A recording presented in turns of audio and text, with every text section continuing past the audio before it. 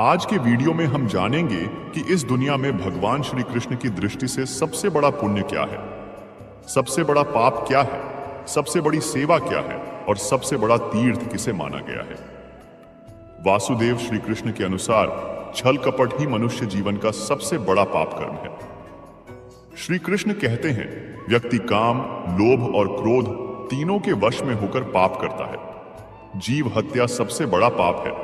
अनावश्यक हरे पेड़ों को काटना भी पाप है। श्री कृष्ण कहते हैं, मनुष्य जिस भावना से अपना कर्म करता है उसी के हिसाब से वह पाप और पुण्य में बदलता है।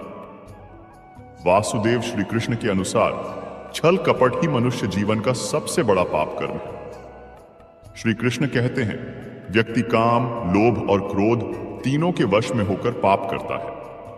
श्री कृष्ण कहते हैं, मनुष्य जिस भावना से अपना कर्म करता है उसी के हिसाब से वह पाप और पुण्य में बदलता है।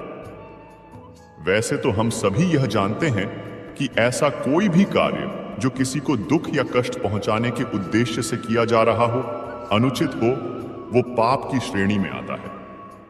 वहीं दूसरी तरफ अगर इस कार्य का उद्देश्य किसी का हित करना हो, किसी की भलाई करना हो या किसी जरूरतमंद की सहायता करना, तो उसे पुण्य कहा जा सकता है।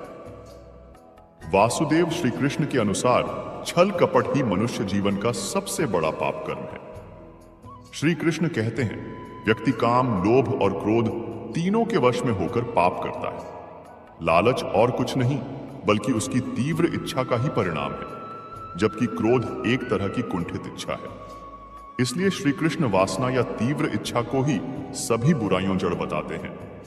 जब अर्जुन युद्ध से पहले घबरा गया था और उसे लग रहा था कि वह कोई बड़ा पाप करने जा रहा है, तब श्री कृष्ण ने उसे गीता सार सुनाते हुए पाप और पुण्य की व्याख्या से परिचित करवाया था। श्री कृष्ण के अनुसार अपने कर्तव्य पथ से भागना और दूसरों की निजता का हनन करना ही पाप है, और अपने कर्तव्यों का पालन संपूर्ण निष्ठा और ईमानदारी से करना ही पुण्य है। हिंसा, चोरी, काम, चुगलखोरी, निष्ठुर भाषण, झूठा व्यवहार, भेद युक्त बातों से दिल दुखाना, नास्तिकता और अवैध आचरण, यह सब पाप कर्म के प्रकार हैं। इन्हें शरीर, वाणी और मन से छोड़ देना ही उचित है। कृष्ण कहते हैं, हे अर्जुन, जैसे सूर्य उदय होते ही रात का अंधकार नष्ट हो जाता है, वैसे ही ज्ञान का प्रकाश अज्ञान के अंधकार को नष्ट कर देता है।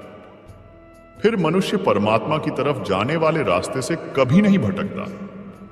ज्ञान का साक्षात्कार होने के कारण यह बात मनुष्य के समझ में आ जाता है कि कैसे एक ही कर्म पाप और वही कर्म पुण्य कैसे होता है।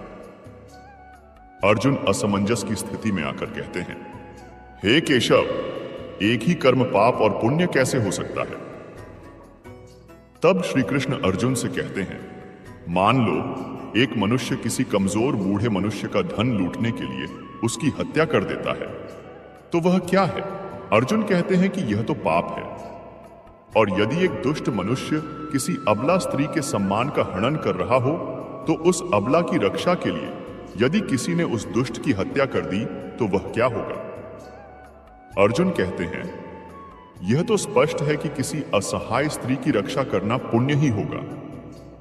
यह सुनकर श्री कृष्ण कहते हैं, तुमने स्वयं ही अपने प्रश्न का उत्तर दे दिया है पार्थ। इसको और अधिक समझाते हुए श्री कृष्ण कह रहे हैं कि यहां पर कर्म तो वही रहा, किसी की हत्या करना, परंतु उस कर्म के पीछे भावना क्या है, करने वाले की मंशा क्या है। इसी फर्क के वजह से एक ही कर्म पाप भी हो सकता है अथवा पुण्य भी हो सकता है।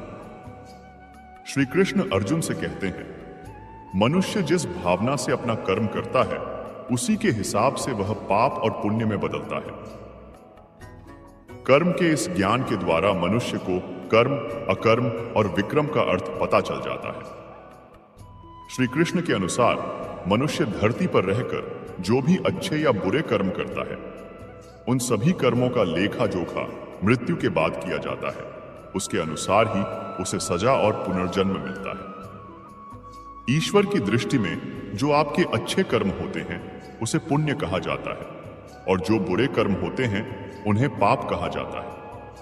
श्री कृष्ण कहते हैं कि यदि कोई मनुष्य धर्म और मर्यादा की रक्षा के लिए क्रोध करे तो वह क्रोध भी पुण्य बन जाता है। वहीं दूसरी ओर यदि किसी की सहनशीलता धर्म और मर्यादा को न बचा पाए तो वह पाप का भागी होता है।